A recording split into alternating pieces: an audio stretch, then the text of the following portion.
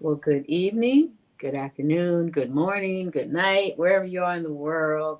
This is Dr. Jacqueline King, and we bring amazing people to you doing amazing things. And of course, today will not disappoint you. We have Miss Denita Bell Washington, who wears so many hats.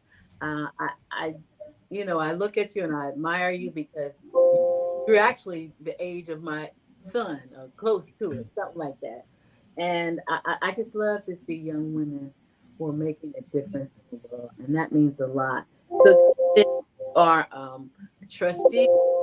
I believe you work a full time job, and you do the Fort Wayne Girls Rock, right? That is correct. That's a lot of stuff.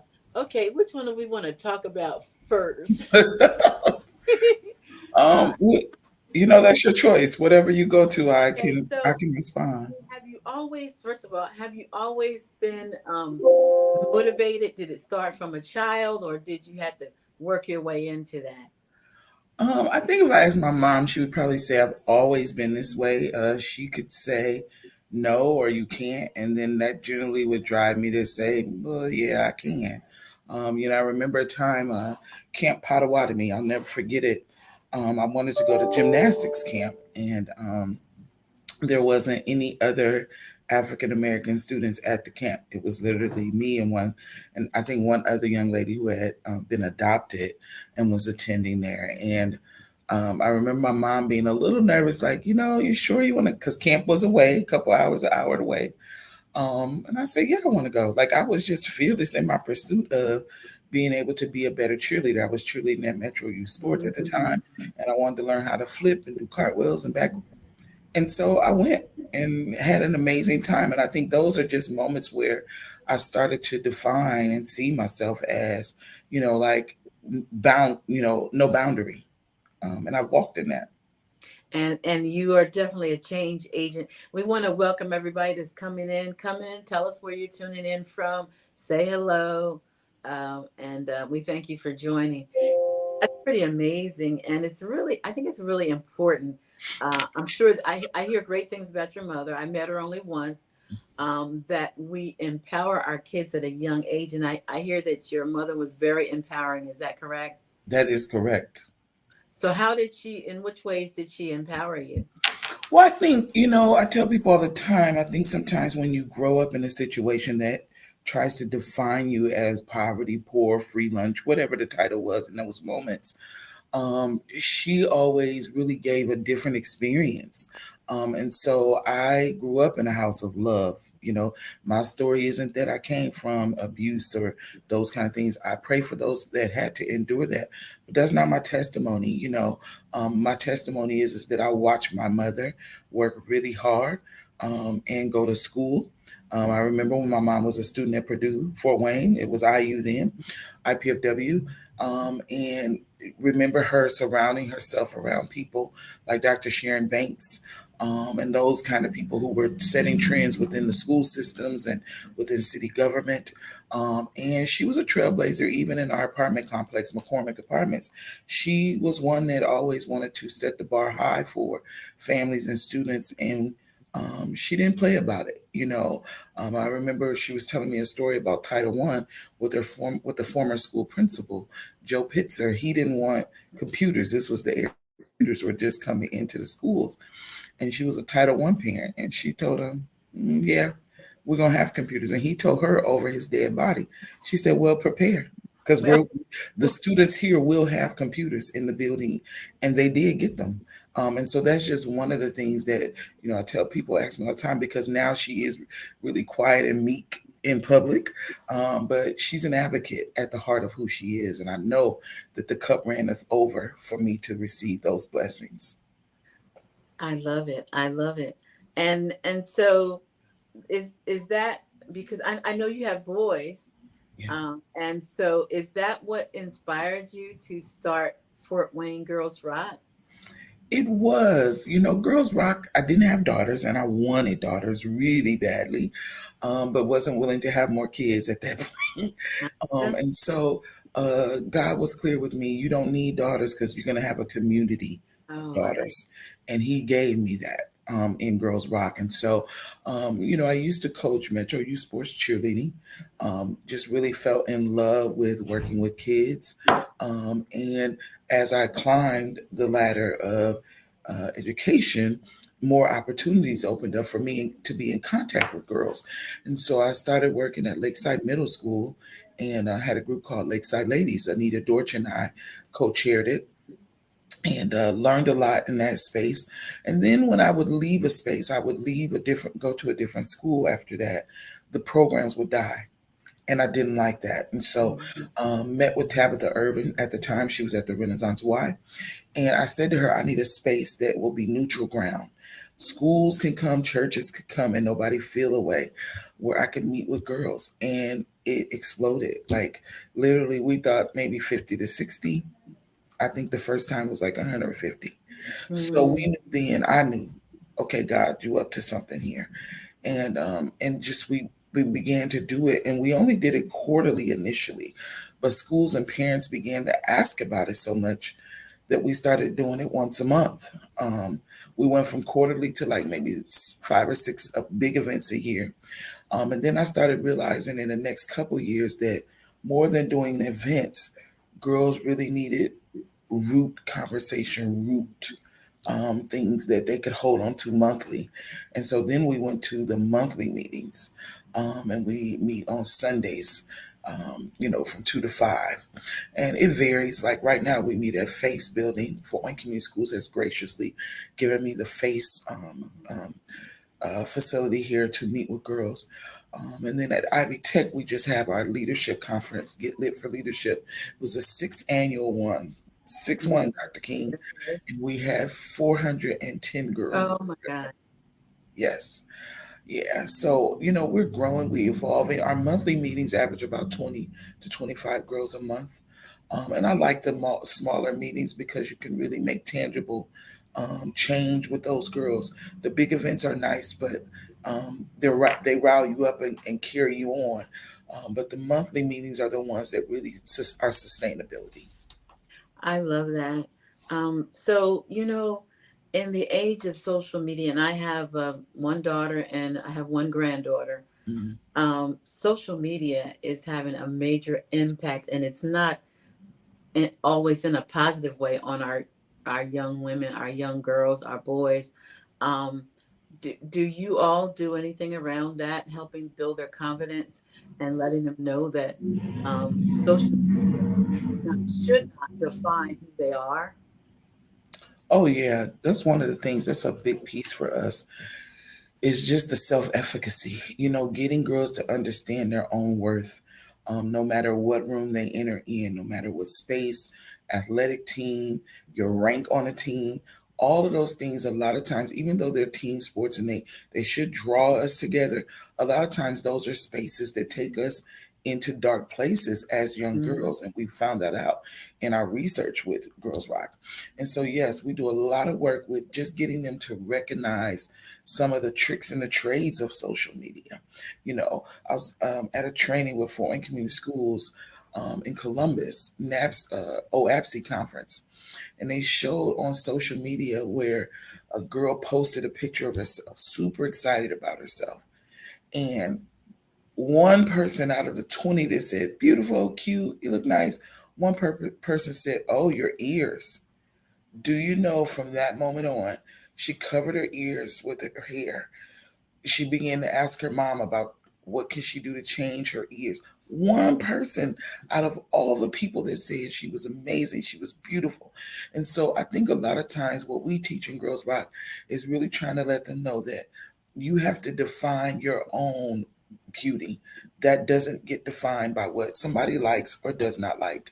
But also showing them on social media how social media does portray and trick girls into believing that they need the validation of likes. And one thing we teach is make it popular to be rare. I love it. We really fight for girls. Now they really fight to be popular, but the rarity of who you are is who we want them to begin to fight to be. Be rare. Be the person that doesn't have to have over and an abundance, just simplicity and rarity. So yeah, we do a lot of work in that. Love that. So your primary focus with the girls is I mean, what are some of the things that you do other than help them build their confidence? What are some of the activities or things that you do? Well, one of the areas is education.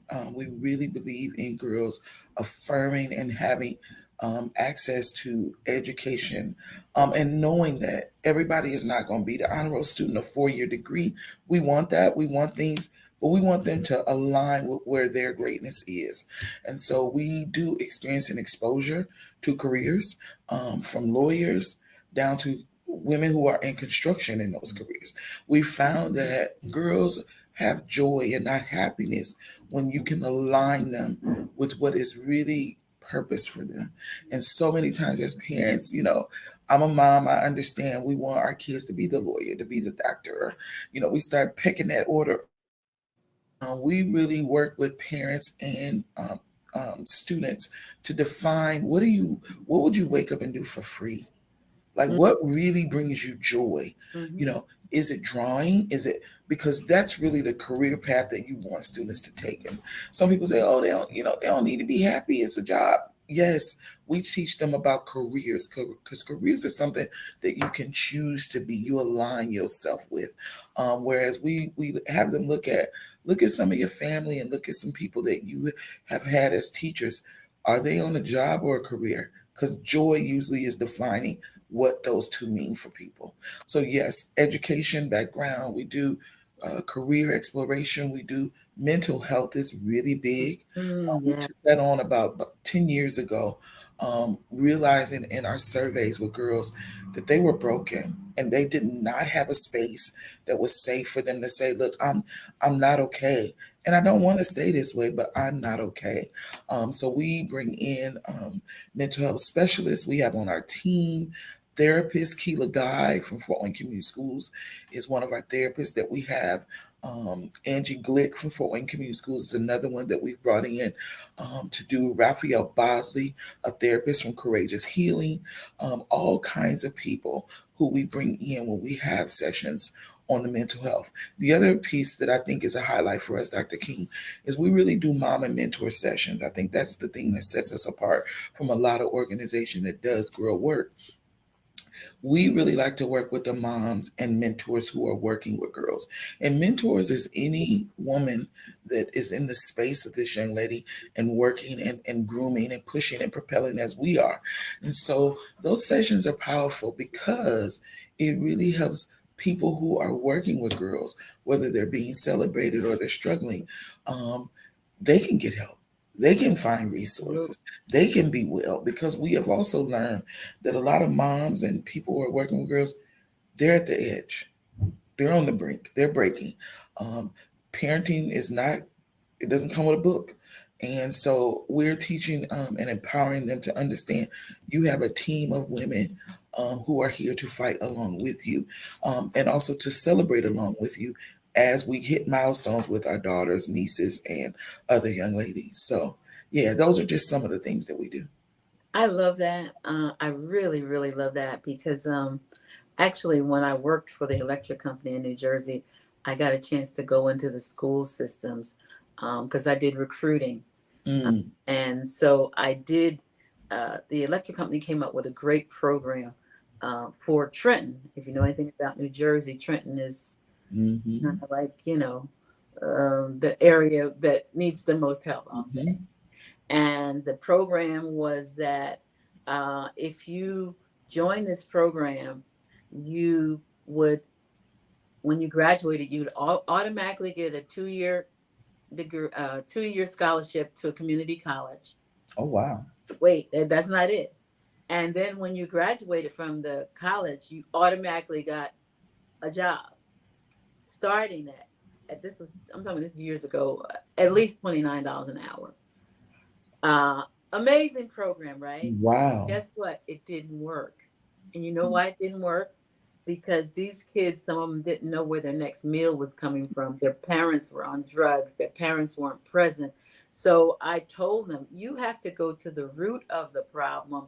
You can't start with the kid who doesn't know what they're going to eat that night. They don't care about your program. Mhm. So I admire you so much for what you're doing, especially um, involving the parents, because a lot of times the kids are not going to be able to flourish if their parents are severely broken, right?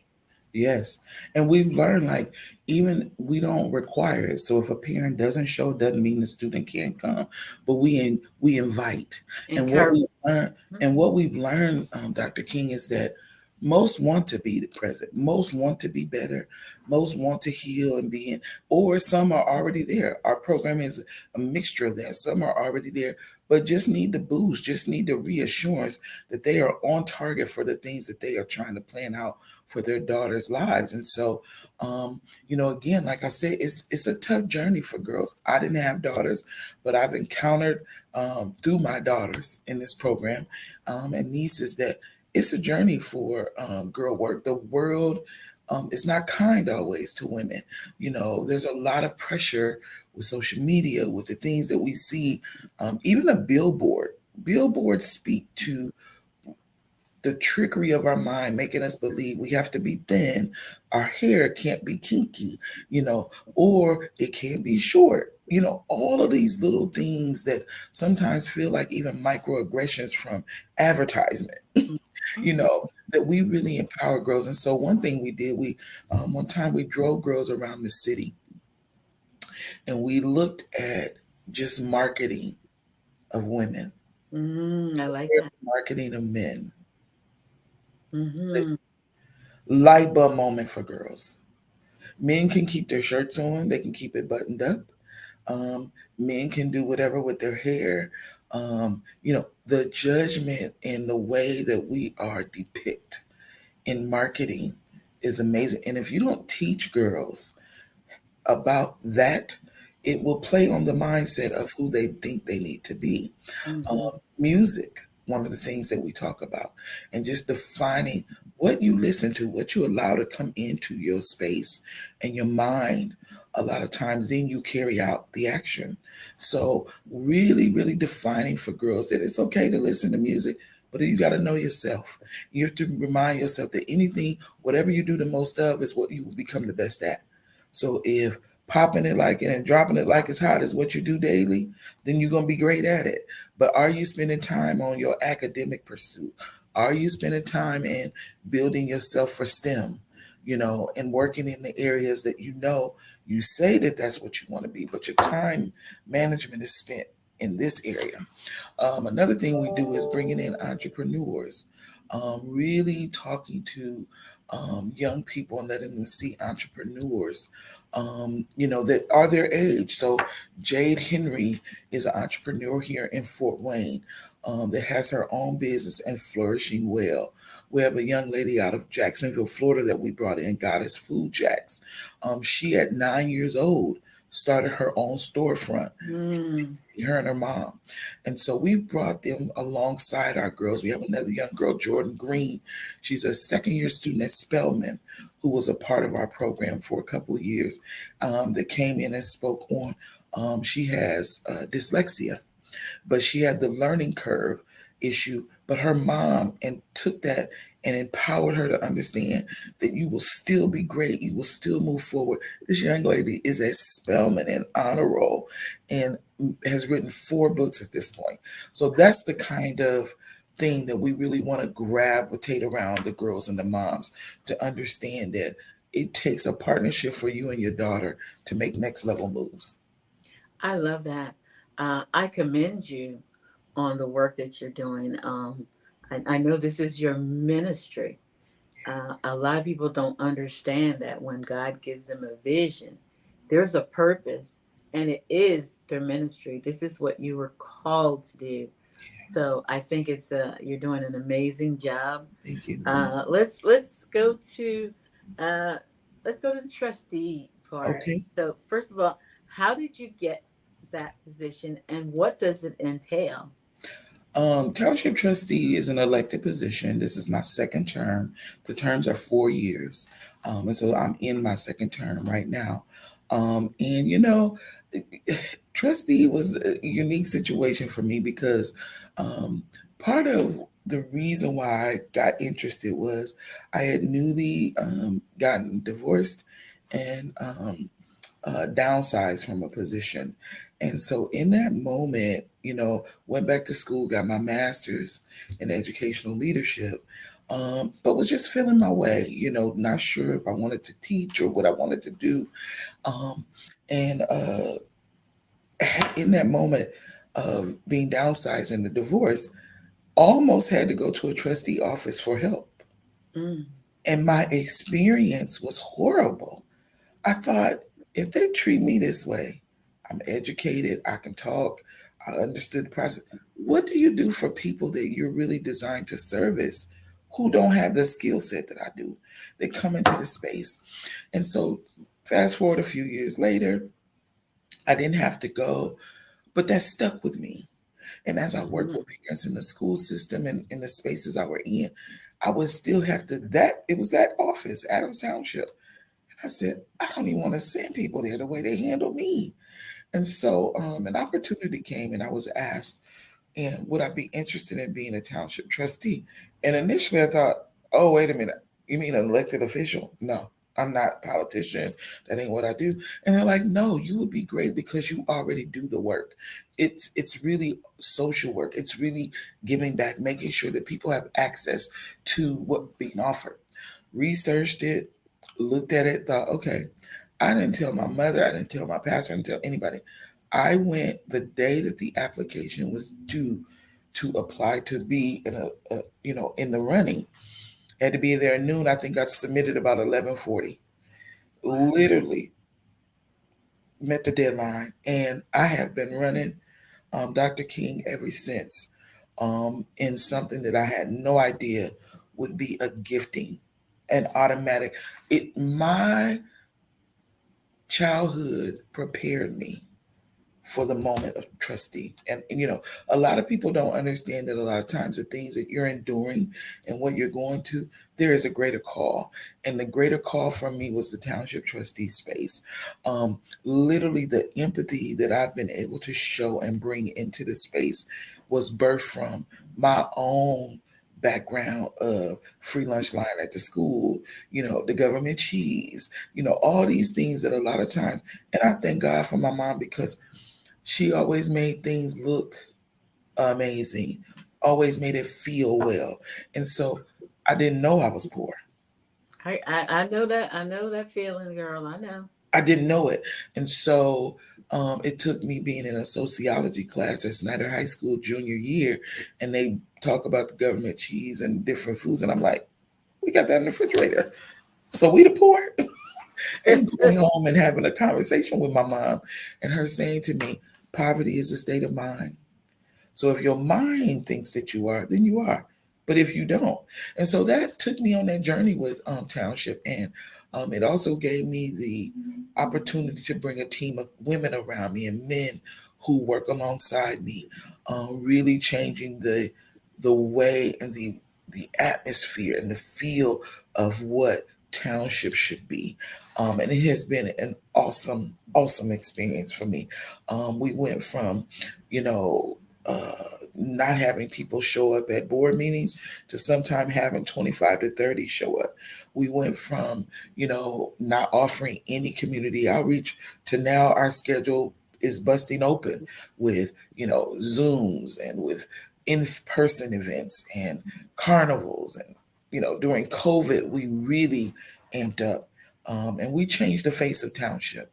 Now, even at the state level, they now do talks with the township, and ours is tea talks with the trustee. And so sometimes you don't know, you have no idea what your past will develop, not for you, but for the greater good of people. And that's what the trustee office has done at Adams Township. You see how quick that time went. See, that's why I usually don't like to put a limit. It's 11:28. Well, Um, we got about 15 minutes. We can keep going. yeah, I don't like to put a limit on it because see, the conversation gets so good. I mean, Yeah. I've gone out over an hour actually on some of my interviews. I like that, and I never actually lived at a place that had trustee department. I didn't even know what it was, to tell you the truth. Somebody had to explain it to me. Of course, I met with Austin Knox Yes. to trying to find out. I'm like, okay, what is this all about? Um, I'm impressed, and it's very needed. Actually, it's needed everywhere, and different states or counties might call it something else. I Hmm. don't. I just don't remember having anything remotely close to at some of the locations that I've previously lived in. So I think that's great. So since you're a trustee, just give a little background about all the services that you offer, your um, trustee department offers. Okay. So part of what we offer burial. So if a family cannot afford to Mhm. bury a loved one, and they meet the income guidelines, we offer burial. We also offer medical assistance. So if a person cannot afford like their high blood pressure medicine or their diabetes, we can help them with that. We also do food vouchers. So we work with the Krogers in New Haven. Ours does, and we can give them a food voucher if they do not have food, and they meet the requirements. We also help with rent assistance. So if a person cannot afford to pay their rent, and it's income based. So I tell people that it's based off your income, and it's based off if you've wasted resources. So I like to go into that, Dr. King, because a lot of times people will show up at our door, and they will get angry with us when we have to do a denial. And a denial means that you did not, for one, either meet the requirement or you meet the requirement, but you had wasted resources. And so if we Wait a see that minute, stop there. What does that? What does that mean? Wasted resources. wasted resources mean, like, if we look in your account and we see that you went to S&V Liquors, or Oh, you went to the hair store, and then, or you went on vacation. You'll be amazed at some of the stuff we see when people come in. If you show some of those areas, that's a wasted resource, and so we have to deduct that. And usually once we deduct, you usually don't meet the requirement because you spent money that could have went towards whatever you're saying your I need see. is. Hmm. So, even though you come in with wasted resources, sometimes that is where the lead with love comes in. That is our mantra at the township, that we lead with love. And so we generally try to not just turn your way, but we then find another resource that can get through that red tape. We can't beat the red tape. It literally is what it is. Our laws are from a state, and so we don't get to change that. There are times when I can override, if there's a need in an emergency, but not often. It has to be something great. And so those are some of the things that we do in order to service families. But we also do proactive work, and that's where I think my township is unique. Is that we bring in people who talk about, like Davita Kitchen, who's coming in from Old National Bank and talked about financial trauma. We brought in Raphael Bosley and a father panel from the mayor, Mayor McMichael, Councilwoman, now Mayor Sharon Tucker, um, and the guy who's building the homes over there. But we did an economic development session for families, just so that the conversation can go beyond them being in poverty, but for them to understand that there is greatness on the horizon, and here's what you need to do. Here's the steps you need to take to be a homeowner. Here's the steps you need to take to have health and wellness. So we bring in Matthew 25 and talk about services they offer, neighborhood health clinic. Those are our proactive spaces that we really try to bring people in, to give language and love to families in need. Let me ask you. So, we have a black mayor. The Yes, first black mayor, and I'm not from here. You're lifelonger, I believe. yes. Uh, so to me, this is probably even more amazing for me because I come from North Carolina, where we are 48% African American, Okay, and we're on a much smaller scale here. got it. So, what does that mean to you, and what are your expectations? For me, it really means a seat at the table, a voice, Mayor Henry did a phenomenal job at creating a legacy in the downtown area and really building and bringing some financial growth. He left us in a great state financially, which is not always that's not always the truth when other mayors and then others come in. And so great work. He was really in the horizon of building great partnerships with neighborhoods across the cities. And so for me, it means that now we have someone who will come in and not just carry his torch of what he was doing, but I think add layers to the vision. And so, super excited for women to be able to know that they can, for Black women to know that you can arrive and have the seat at the table, for young girls to know, and for men of all walks to understand that we bring value. We bring value, we bring an energy, and we bring a set of thinking that sometimes is not always in the space. And so I'm super excited for Mayor Tucker to really just continue the great work that she was already doing. It's just in a new seat with a different hat. And for her to also bring communities and others alongside of her to know that now that yes they can, and the Ubuntu proverb, I am because somebody else was, and I think that's what she will carry. I believe that. I mean, like I said, I've only been here 4 years, and I've met some amazing people like yourself and Sharon and Mayor Tucker and Michelle, and I could, and Wilma, and so and my circle is very small, but I think that God has blessed me with some very amazing women, considering that I am an outsider, and I'm very, very impressed.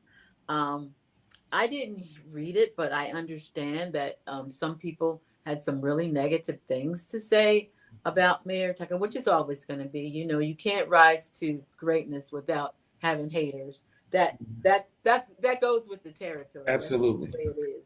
Um, but do you believe it's going to be a challenge for her because of certain people that didn't really want her in? No, I think that that will propel her. Sharon is a person that, if you notice that she doesn't even respond, because people who understand, it's kind of like the Rolls Royce theory. I tell people, the Bentley and the Rolls Royce don't do commercials. You know why? Because they don't have to. They'll have to. Because Yeah. people who understand and know that they want the Rolls Royce, there's just a certain level, they understand that. The people who don't understand, they need the commercials to pump, promote, get them to believe, finance, all of those things. And so I think for Sharon, she has a very strong sense of who she is, and um, what her mission is for her to do and the work for her to do. The discernment will come of who to bring alongside you. I think she has that, and I think that that will continue. But I also think that she has a call that draws greatness to her. When people walk in greatness, it draws that to you. And so I think that the people who have that spirit, either they will get on or they will move on. And that will be the facts, because the fruit of the labor doesn't lie. That's what I tell people all the time. People can be mad about certain things that people do, and they're not in your walk. They're on the sideline yelling. It's kind of like when players are on the field and you got people on the crowd, put Jackie in. Well, Jackie can't shoot the 3-pointer. Jackie I can't. can feel There's that. there's certain things that a person can't do, and so they only have a viewpoint though from the stand. If you come down on the field, it's a different viewpoint. The field looks different. The range is different. So everybody has a viewpoint, but where are you standing? Where are you standing? And so I think Mayor Tucker has learned to stand in the viewpoint and the lens of what she has, and she honors those and respects those who are way up and don't have the same viewpoint. She still knows how to lead and love with them to get them to a greater place. I love that, and I had to give a shout out because I found out recently that Sharon, her roots are rooted in the Church of God in Christ, which is my roots. My grandfather was actually a district superintendent for Durham, North Carolina, for Oh, he wow. pastored for over 70 years in Kojic. So I already know that our foundation is strong. Yeah. That you can't, yeah, Kojic, you look, you. If anybody know, you can't join it. The song is you have to be born in it. Yeah. That's their song. But I what I really one of the things that she said that just, I mean, it lit me up. Even though my organization is Black Women Empowered, we have close to 4 million followers. We do support all women. I tell people, if you get caught up on the name, that's your problem. Okay. It's not mine. But I love when she got up and gave her speech and said, "You are elected the first 5'3". They were expecting her to say first Black, Yes. and I that just Yes. really I love that you elected the first 5'3" mayor. She's sharp. She ain't no joke now. Yes. So I'm happy. Congratulations again to you, Mayor Tucker, and I know that you, Denita, will be supporting and doing whatever you can. I will be. All of us who are committed to moving forward together Yes. will be doing that, right? Yes. And that was one of the things that I think really, really makes my heart smile with Mayor Tucker as well, is that prior to winning, every Girls Rock event for the last few years, she literally has shown up to be a presenter. But here's the thing, even at one, she just volunteered. The last one, it wasn't scheduled to present. A presenter didn't show up. She was serving and making sure kids eat. And I said, Sharon, I'm gonna need a speaker. Took her gloves off and started presenting. Oh, So that is the nature of who she is. And not everybody in leadership can do that. Most will say, I ain't doing that. I don't serve. I'm not, I don't feed kids or I don't do this, but she has that innate tenacity to say, like, I'm beyond the title. I'm here to serve. exactly. She definitely means that. Well, this has been wonderful. We'll have to do it again. I really want to come to one of your events with the girls and just go live, I would love it. so they could see the work that you're doing and see, and that it's going to happen. But I thank you so much for your time today. I know you're busy. What words would you like to leave with our audience? Well, one of the things I'd like to leave is, now I do full-time work at Fort Wayne Community Schools as a community and family engagement manager, and it all aligns. The work is about just engaging families um, you know, and community on school and access and what we have going on here. So I want to give a shout out to Dr. Deborah Fay for taking a leap of faith with me in this position. I've been here since September and the work has been amazing. We are embarking on a Mother's Day brunch, a paint and talk Mother's Day brunch, Mm. May 19th. It'll be from 2 to 4. The advertisement will start next week. So you guys are getting a kind of a sneak peek. But looking to have a phenomenal speaker. We have space for about 56 moms. We really want to serve moms on that day and give some empowerment, some encouragement, and some tea talks for them to know that we will survive this journey of family and parenting together. So let's do that. But I also want to leave people with the word of knowing that I look at Sharon, I look at so many others that you have named, my mom and Michelle and Dr. Faye, women who are standing in the grit. Like literally, they understand that this work is not for the faint, but they also understand that the work is really about servanthood, servant leadership. And a lot of what I've talked about and what I've learned about me is that when you can come from a servant heart, God will cover you. He will take care of you.